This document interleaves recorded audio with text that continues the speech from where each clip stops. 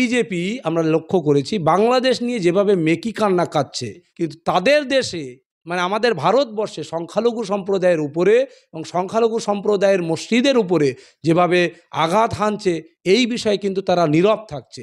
আমরা এটাকে ধিক্কার জানাচ্ছি। 2014 সালে ভারতে বিজেপি সরকার ক্ষমতায় আসার পর থেকে নিয়ে যেভাবে একের পর এক পুরাতন যে আমাদের ভারতবর্ষের ঐতিহ্যবাহী যে মসজিদগুলো রয়েছে, সেই মসজিদগুলোকে বিভিন্ন পরিকল্পনা করে ভেঙে দেওয়া এবং সেখানে মসজিদের নিচে মন্দির আছে বা বিভিন্ন ইস্যু নিয়ে মসজিদকে ভেঙে দেওয়া, এই চক্রান্ত আমরা বাবরি মসজিদের পর থেকে বিভিন্ন জায়গায় দেখেছি। সম্প্রতি যে উত্তরপ্রদেশের বিখ্যাত মসজিদ নূরে মসজিদ, এই নূরে মসজিদে যেভাবে বুলডোজার দিয়ে ভেঙে দেওয়া হয়েছে, আমি অল ইন্ডিয়া ইমাম অ্যাসোসিয়েশনের পক্ষ থেকে চরম নিন্দা এবং ধিক্কার জানাচ্ছি। গত 10 তারিখ ডিসেম্বর 10 তারিখে যেভাবে উত্তরপ্রদেশের যোগী